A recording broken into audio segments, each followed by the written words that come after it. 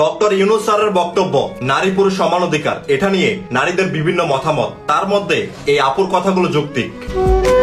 ইদানিং শুনতে পাচ্ছি যে ডক্টর মোহাম্মদ ইউনূস স্যারের একটা কথা নিয়ে সবাই অনেক সমালোচনা করছে, সেটা হচ্ছে নারী পুরুষ সমান অধিকার।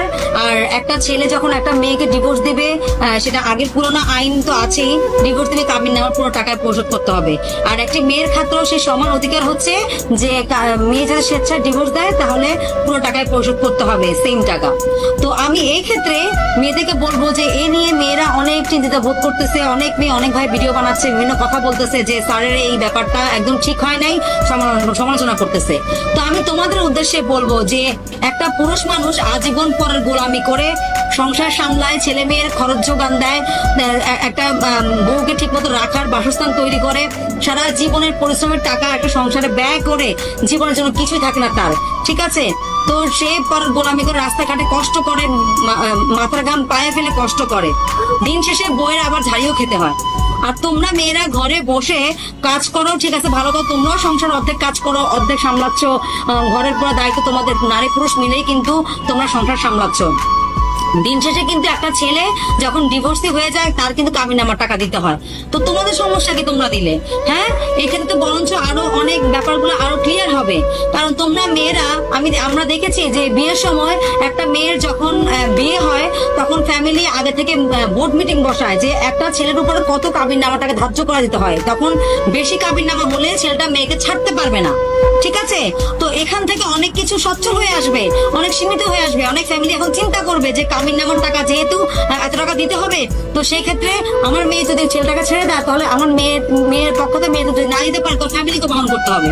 এক্ষেত্রে অনেক ভালো ক্লিয়ার হবে। তোমরা একটা ছেলে কি করছে না করছে, কত টাকা কামাই করছে, তার ভবিষ্যৎ কি, তার জিনিস চিন্তা না করে ফ্যামিলিটা বোর্ড মিটিং বসে একটা ছেলের উপর এত এত কাবিননামার টাকা তোমরা আদায় করে বসে থাকো, তখন সেটা তোমাদের গায়ে লাগে না?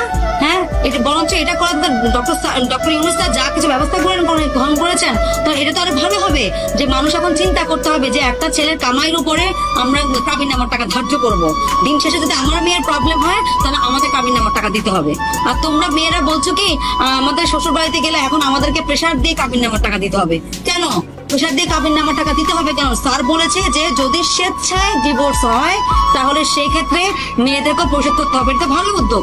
একটা ছেলে সারা জীবন সংসারে কষ্ট করে সবকিছু সামলিয়ে তারপর দিন শেষে যখন প্রতারণা করে মেয়েরা, আরেক বাটার পরকিয়া করে চলে যায়, তখন সেই ছেলেকে আবার পুরো টাকা পরিশোধ করে হামলা খাইয়া, প্রতারণা মামলা খাইয়া সবকিছু সামলাইয়া তারপর টাকা পরিশোধ করতে যেতে হয়। তো সেটা জীবন লাইফে কি থাকে? আর তোমরা মেয়েরা খালি আঙুল ধরতে পারো, নিজের ক্ষেত্রে কোনো কিছু সচেতন থাকতে পারো না। এইসব কথা যারা বলে, যেসব মেয়েরা বলে, আসলে সেসব মেয়েদের সমস্যা আছে। সেসব মেয়েরা পরকিয়া করে, এখন পরকিয়া করতে গেলে ওই জামাই সবকিছু খাওয়া দাওয়া করার পরে আরেকগুলোর লগে বাইকে যেতে গেলে আবার টাকা দিয়ে যাইতে হবো, এই যে তোমরা টেনশন বোধ করতেছো, ঠিক আছে? এগুলো ঠিক না। বরঞ্চ নিজেকে শুধরায় সংসার করো, সংসার সামলাও, স্বামীকে সম্মান দাও, স্বামীকে সম্মান দিতে শিখো, ঠিক আছে?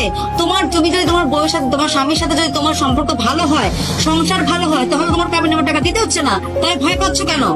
ডক্টর তো বলেছে, ইউনূস স্যার তো বলেছে যে যদি স্বেচ্ছায় তোমরা স্বামীকে ডিভোর্স দাও তাহলে কাবিননামার টাকা পুরো পরিশোধ করতে হবে।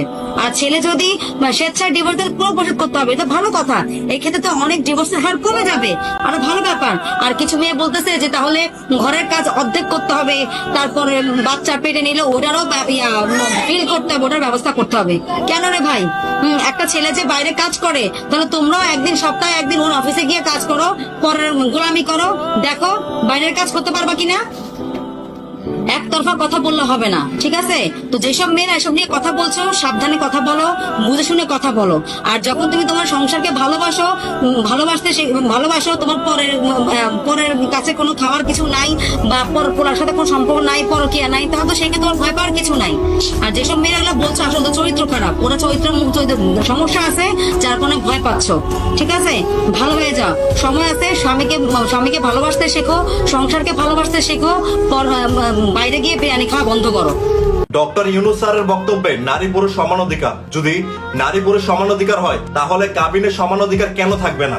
সিদ্ধান্তটা সুন্দর। এটা হলে মেয়েদের পরিবারের কাবিনের ব্যবসাটা বন্ধ হবে এবং খুব কম সংসার নষ্ট হবে। মেয়েরা এখন কথায় কথায় তালাক চায় আর পরিবারে অশান্তি তৈরি করে, আর এজন্য একজন ছেলে ও তার পরিবার খুব সমস্যায় পড়তে হয়। উচিত হবে যদি এই বিলটা পাস হয় ডক্টর ইউনূস স্যারকে ধন্যবাদ। আর আপু, আপনার কথায় যুক্তি আছে, আমি আপনার সাথে সহমত।